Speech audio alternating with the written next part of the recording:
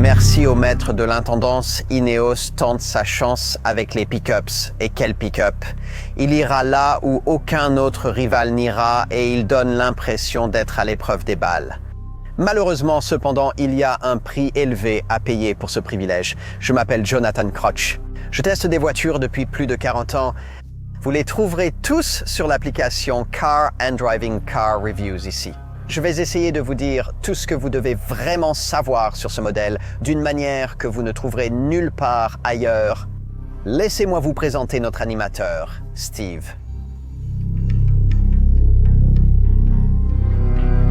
Ineos demande un prix élevé pour ce pick-up Quartermaster. Mais est-ce que ça en vaut la peine? Nous allons le découvrir ici même. Certaines personnes ont une idée bien différente de ce que devrait être le pick-up ultime pour eux. Ce n'est pas quelque chose de tape à l'œil ou garni de cuir, les véritables qualités ultimes sont plutôt du genre prêtes pour les sentiers. Ce sont justement le genre de personnes qui, autrefois, auraient pu acheter un ancien modèle de Land Rover Defender Pick-up. Ou, aux États-Unis, j'aurais peut-être choisi quelque chose comme un Jeep Gladiator, et qui ici pourrait choisir ce concurrent, l'Ineos Quartermaster. Vous pourriez immédiatement cataloguer ceci comme la version pick-up de l'Ineos Grenadier SUV, ce qui est en partie vrai. Mais le Quartermaster est plus lent dans l'ensemble et repose sur un châssis avec un empattement plus lent. Le prix se situe dans une catégorie bien différente et bien plus élevée que celle des pick-ups ordinaires, mais les capacités tout-terrain offertes ici le justifient aussi. Pour en savoir plus sur ce pick-up, téléchargez l'application Car and Driving. Mais si vous vous intéressez spécifiquement à ce Quartermaster, alors restez avec nous pour le test le plus complet du secteur, le Car and Driving Road Test.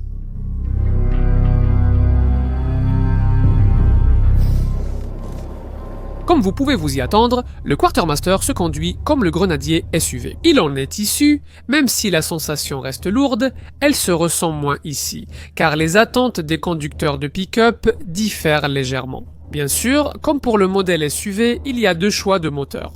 Ce sont tous les deux des moteurs 6 cylindres en ligne de 3 litres provenant de BMW. Donc, ils sont tous deux associés à la boîte de vitesse habituelle du constructeur bavarois. Pour ces motorisations, il s'agit d'une boîte automatique ZF à 8 rapports. Choisissez entre un diesel biturbo de 249 chevaux avec 550 Nm de couple ou le bloc essence monoturbo de 286 chevaux avec 450 Nm de couple. C'est ce que nous essayons ici. Ici, les statistiques de performance importantes sont différentes.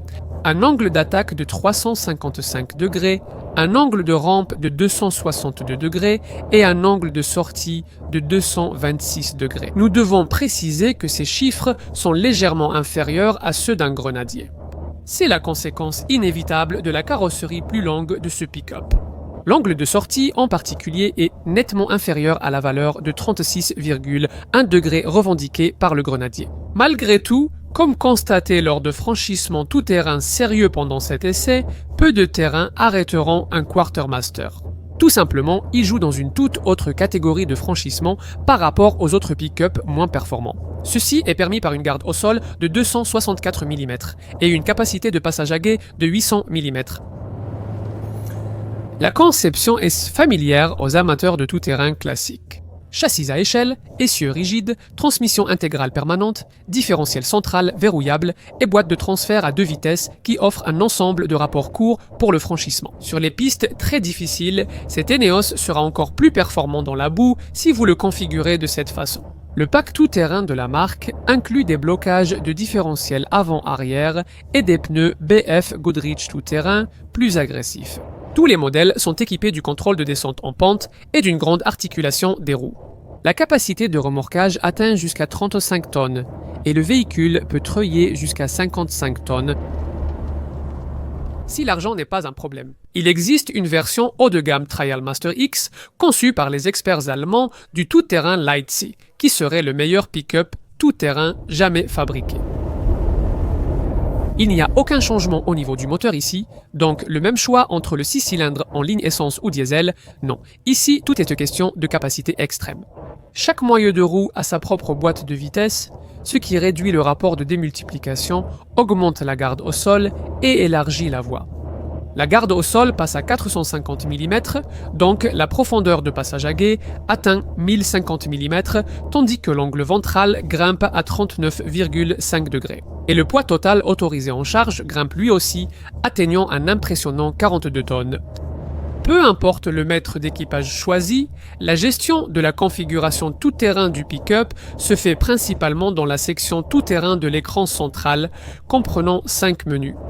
L'attitude gère le tangage, le roulis, les angles des roues, les forces G et l'altitude. La température indique ses relevés pour la boîte de vitesse, la boîte de transfert et les pneus. Il y a une section Pathfinder pour le système de navigation tout-terrain Pathfinder, qui vous permet d'enregistrer le chemin que vous parcourez afin de pouvoir le retracer par la suite. Les statistiques concernent la latitude, la longitude, le trajet, le temps, la distance et la vitesse moyenne, et la partie électrique vous montre la température de la batterie, la tension et l'état de charge. Qu'en est-il du comportement de ce maître d'équipage sur goudron ? Eh bien, il ne faut pas s'attendre à grand-chose de l'expérience de conduite sur le bitume, et en fait, vous ne devriez vraiment pas. Mais ça va, tant que vous acceptez ce que vous obtenez ici d'une voiture qui a vraiment ses priorités pour le tout-terrain, n'est-ce pas ? Pas vraiment. Le 0 à 100 km/h s'effectue en 8,8 secondes en essence, 9,8 secondes en diesel, avec une vitesse maximale de 159 km/h dans les deux cas.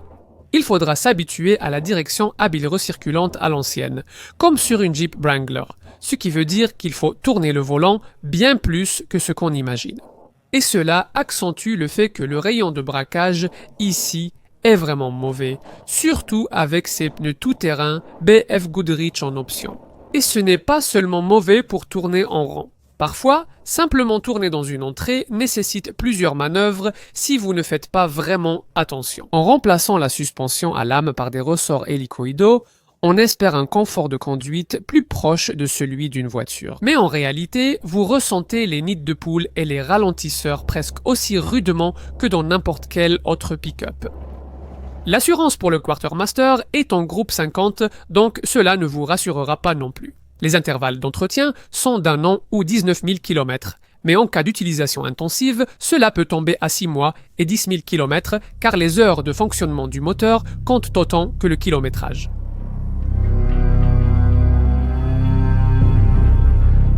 On pourrait croire à un grenadier au premier regard, du nez à l'arrière de la seconde rangée de sièges. Le Quartermaster ressemble en fait à son compagnon SUV, ou du moins à la version utilitaire 5 places de ce grenadier, sur laquelle il est réellement basé. Comparé au SUV, l'empattement a été allongé ici de 305 mm, ce qui donne une longueur totale de carrosserie du Quartermaster de 5400 mm, soit 545 mm de plus. Dans l'ensemble, avec ce pick-up, une seule taille et une seule forme de carrosserie sont disponibles, bien qu'un modèle châssis-cabine soit également proposé. Il existe quelques options intéressantes de personnalisation des couleurs extérieures. Par exemple, comme ici, vous pouvez faire peindre le châssis à échelle dans une couleur contrastante. Ici, il a été fini en rouge halo. Vous pouvez choisir entre des jantes en acier de 17 pouces ou ces jantes en alliage de 18 pouces. De face, c'est un design honnête et carré avec des ailes avant plates, ce qui sera idéal pour poser du matériel. Des phares LED auxiliaires ronds à faisceau haut et des faisceaux additionnels dans la calandre facilitent le travail tout-terrain nocturne. En plus, une plaque de protection robuste et des crochets de remorquage visibles. Si vous prévoyez de tester souvent la profondeur de passage à guet de 800 mm, il serait judicieux d'ajouter cette prise d'air surélevée en option. De nombreux propriétaires ajoutent aussi le treuil renforcé en option, offrant une tranquillité d'esprit supplémentaire. Si jamais vous vous aventurez seul sur des pistes tout-terrain particulièrement difficiles, il offre jusqu'à 55 tonnes de puissance de traction pour vous sortir d'affaires ou aider d'autres personnes. En passant à l'arrière, Eneos souhaite vous informer sur les origines gaéliques de ce pick-up. Avec cet insigne intégré sur la vitre arrière, si vous n'avez pas ce décalcomanie Quartermaster sur l'aile arrière droite, il n'y a aucun badge officiel pour indiquer de quel véhicule il s'agit. La porte arrière n'affiche que le logo grenadier et les feux arrière ronds. Il vous rappelle que Contrairement aux apparences initiales, il ne s'agit en aucun cas d'un produit Land Rover. Cette barre de remorquage en option pourrait tout aussi bien être obligatoire. Franchement, il est difficile d'imaginer quelqu'un acheter un Quartermaster sans cela. N'est-ce pas? Jetons un coup d'œil à l'intérieur. Il faut grimper dans la cabine, mais les marchepieds ici et les coussins de siège à profil bas vont rendre ça plus facile à l'intérieur. Comme prévu, c'est exactement comme dans un grenadier. Donc une fois que vous êtes monté sur le siège du conducteur, vous vous retrouvez face à un volant disgracieux et beaucoup de commandes massives. Il y a vraiment un mélange ici. Le levier de vitesse ZF utilisé par les BMW de la dernière décennie, ainsi qu'un panneau de commande aéronautique intégré au toit. Beaucoup de choses auxquelles il faut s'habituer. Au moins, un propriétaire de pick-up ne sera pas déçu par tous les plastiques robustes et faciles à nettoyer ainsi que les surfaces en vinyle, contrairement à un client d'un SUV de luxe qui pourrait l'être dans un grenadier. Pas de tableau de bord classique, seulement un petit panneau de voyant qui s'allume brièvement comme un sapin de Noël. Lorsque vous tournez plutôt la vieille clé de contact, vos instruments de conduite, la vitesse, le choix des vitesses, le régime moteur, etc. apparaissent à la manière de Tesla. Sur le côté droit de cet écran central, c'est simplement une chose de plus à laquelle s'habituer. Il y a un compteur de vitesse numérique avec une bande de régime en dessous, au-dessus des cases pour la température, le carburant et la sélection des vitesses, en dessous. C'est un affichage de l'odomètre à droite et une petite case personnalisable à gauche, que vous configurez en appuyant sur l'extrémité du commodo gauche des clignotants. Il y a 6 options: autonomie restante, temps de conduite, consommation instantanée, vitesse moyenne, consommation moyenne et distance parcourue. L'autre écran est ce grand écran central de 12,3 pouces en haut, qui peut afficher une quantité impressionnante de fonctionnalités. Cap, coordonnées, angle de braquage, altitude et pression des pneus du véhicule. Et les fonctions habituelles comme les fonctionnalités multimédia, votre répertoire téléphonique et, bien sûr, les cartes, dans ce cas un système de navigation tout-terrain orienté sentier. Ineos a aussi ajouté un capstan rotatif inférieur pour faciliter l'accès à ces fonctionnalités. Ou vous pouvez trouver ce que vous voulez grâce au bouton du volant si vous ne voulez pas tapoter l'écran situé sous cette bande centrale d'aérateur avec sa boussole intégrée. Les commandes du quotidien sont sur cette console centrale au côté plat. Et, comme déjà dit, d'autres boutons sont sur le panneau de commande au plafond. Celui-ci regroupe tout l'équipement de commande tout-terrain et les fonctions comme les modes tout-terrain et gai, ainsi que l'interrupteur du système d'assistance en descente et les boutons de verrouillage du différentiel d'essieu, si, bien sûr, votre maître d'équipage en a été équipé. En outre, les équipements de commande incluent généralement des commandes auxiliaires standards et optionnelles pré-câblées. Elles servent à des options ou accessoires tels que treuil ou rampe lumineuse. Assez parlé des boutons, quoi d'autre? Eh bien, nous aimons les sièges avant récaro de série à 8 réglages manuels qui offrent un bon maintien. Le design assez laid de ce volant à 2 branches, grenadier, nous séduit beaucoup moins. Sa caractéristique principale est ce bouton rouge sur la branche droite. Ineos l'appelle le bouton Tout, et en l'appuyant, cela émet un son amical qui est plus discret que le klaxon habituel. L'idée est d'annoncer plus poliment la présence de votre maître d'équipage aux piétons ou aux cyclistes que vous pourriez croiser pendant que vous traversez la nature. Habituellement en option, mais de série sur cette version Fieldmaster, il y a ces fenêtres Safari au plafond. Panneau de verre individuel au-dessus des sièges avant, inclinable pour l'aération ou amovible, arrangé dans des sacs dédiés. Comme sur un grenadier, vous pouvez dépenser plus pour la sellerie en cuir en option que nous avons ici, mais cela semble aller à l'encontre de l'esprit utilitaire de ce design. Aussi, comme sur un grenadier, les essuie-glaces sont mal conçus, ils laissent la moitié supérieure du pare-brise sale la nuit. Ni la fente d'allumage, ni la commande des feux ne sont rétroéclairés. Il faut donc les chercher dans le noir. Et les aspects pratiques à l'intérieur? Eh bien, la boîte à gants est décevante par sa petite taille, mais vous avez de grands bacs de porte et un espace de rangement avec couvercle de taille correcte. Entre les sièges, vous avez à la fois des ports USB A et C, ainsi qu'une prise 12 volts à l'avant. Évitez la finition de base et vous pouvez verrouiller cet espace pour plus de sécurité. 2 porte-gobelets et une poignée de maintien très proéminente sont devant le passager avant, l'une des 6 de l'habitacle. 2 petites zones peu utiles avec un tapis en caoutchouc, l'une devant le levier de vitesse, l'autre sur le tableau de bord.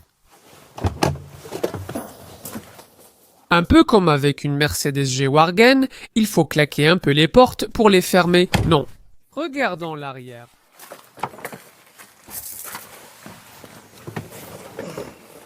La banquette arrière, plus haute que le siège avant, offre une bonne vue extérieure. Le dossier est extrêmement droit, bien plus que dans un grenadier, ce qui est prévisible, même si c'est ce à quoi on s'attend dans un pick-up. Cependant, dans une double cabine avec un long empattement, on peut s'attendre à un peu plus d'espace pour les jambes. C'est très serré ici derrière, et ce serait encore plus serré si ce n'était pas pour l'inclinaison sculptée des dossiers des sièges avant, ce qui rend impossible pour Ineos d'y installer des poches au dos des sièges. Il n'y a pas d'accoudoir central et les appuis-têtes s'enfoncent dans le cou jusqu'à ce qu'on les relève. En revanche, vous bénéficiez de lampes de lecture au plafond, d'un port USB A et C, de 2 aérateurs et de panneaux de porte bien finis.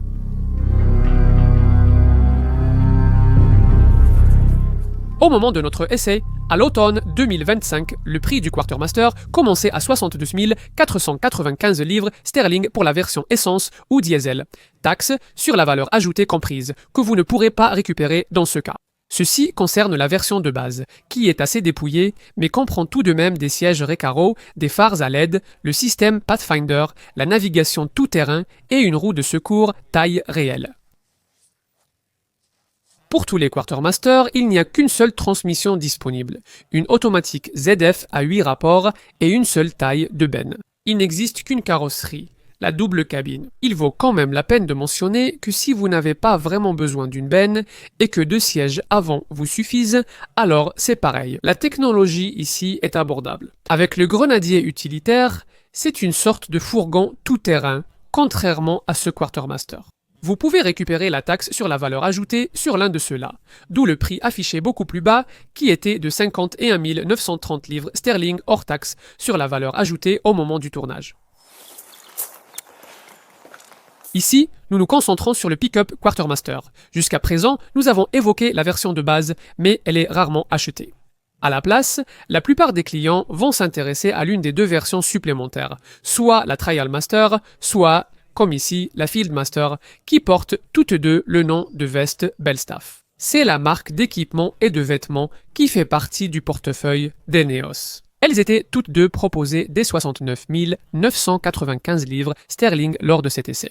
En plus de leurs équipements spécifiques, celles-ci ajoutent une caméra de recul, des capteurs de stationnement avant, des rétroviseurs chauffants électriques, un pare-brise chauffant, des gicleurs de lave-glace, une boussole avec altimètre, des prises de charge auxiliaires et une protection de benne. Au niveau de l'équipement de série, l'option la plus orientée tout-terrain est le modèle Trial Master. Celui-ci est équipé d'un pack tout-terrain avec des différentiels avant et arrière, des pneus BF Goodrich Mud plug-in ainsi qu'une prise de force de 400 watts, prise d'air surélevée, rails utilitaires intérieurs et ceintures utilitaires entourant le milieu de la carrosserie. Pour fixer des objets comme des pelles et des jerrycans, l'alternative est cette version Fieldmaster, qui est censée être plus orientée vers le style de vie. Elle reçoit donc une sellerie en cuir, des sièges avant chauffants et des jantes alliage de 18 pouces au look plus élégant pour remplacer les jantes en acier de 17 pouces habituelles.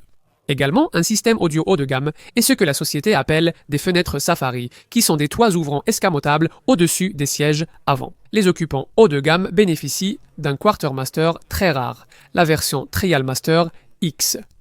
Cette conversion, soutenue par l'usine, est réalisée par des experts allemands du tout-terrain et les distributeurs Ineos Latex. Il faut débourser plus de 150 000 livres sterling pour l'un d'eux. Oui, vraiment, mais en échange, vous obtenez le pick-up ultime avec d'énormes pneus de 37 pouces sur jantes de 18 pouces et élargisseur d'ailes.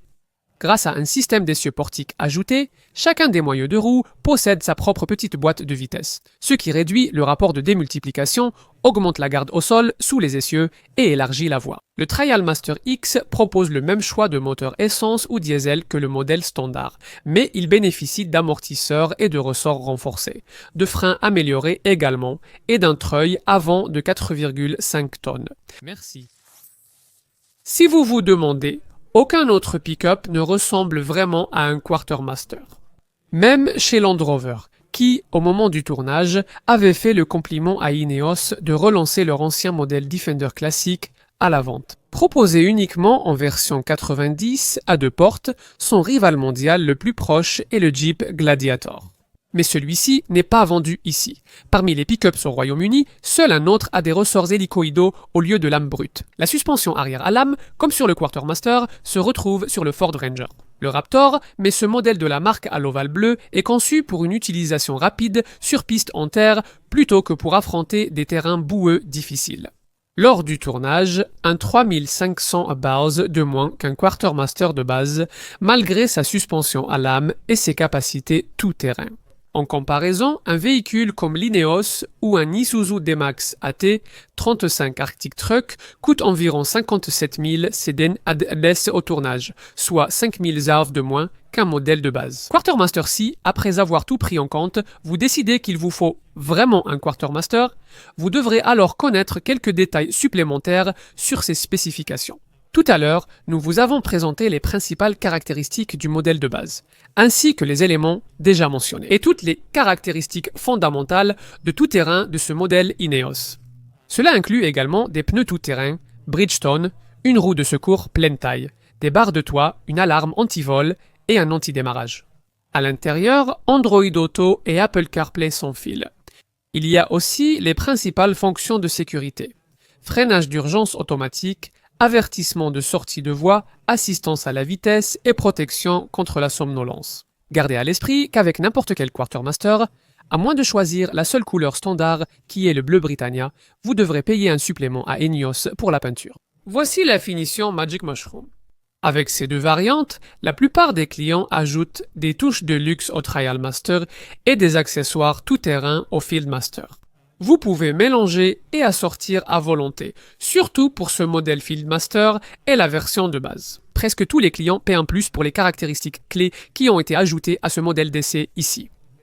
Une prise d'air surélevée, une boule d'attelage fixe et le pack Trial Master RAF, qui, comme nous l'avons mentionné précédemment, vous offre des blocages de différentiel avant et arrière.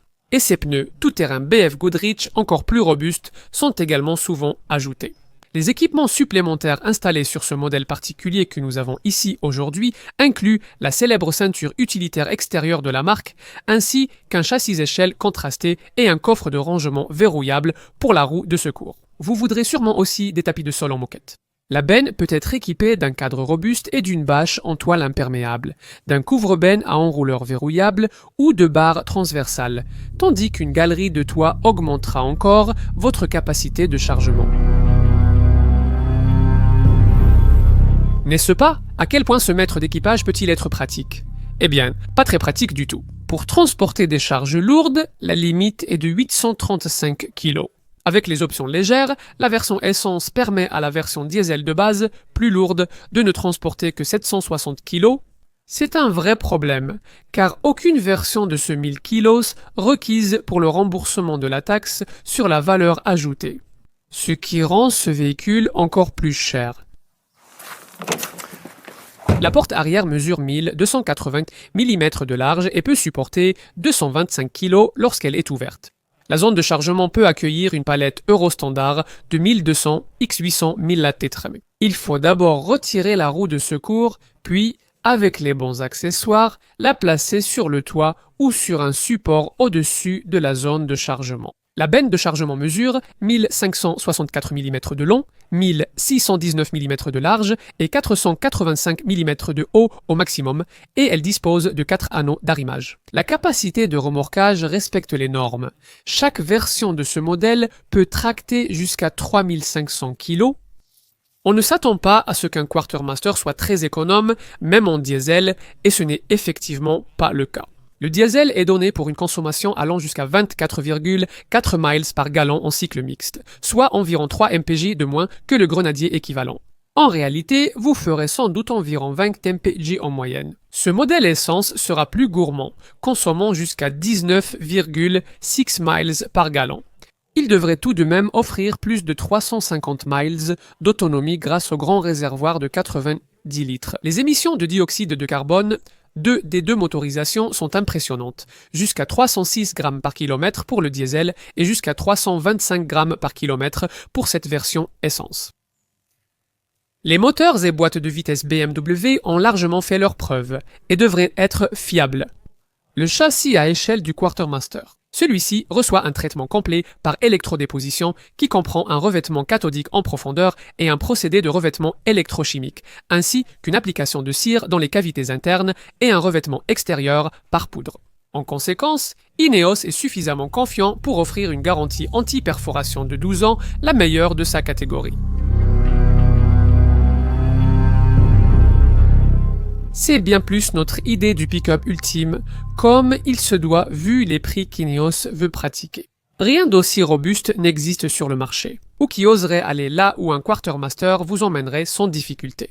Bien sûr, ce ne sera pas pour tout le monde.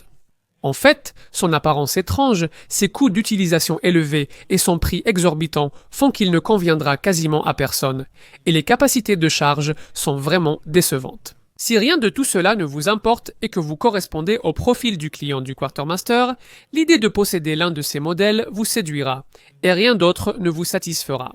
De la même manière, si vous cherchez l'ajout ultime et robuste à votre garage de rêve, nous ne pouvons pas nous empêcher de penser que ce modèle pick-up est plus séduisant que son SUV Grenadier. Stable, compagnon, charismatique et idiosyncratique, il n'y a vraiment rien de comparable.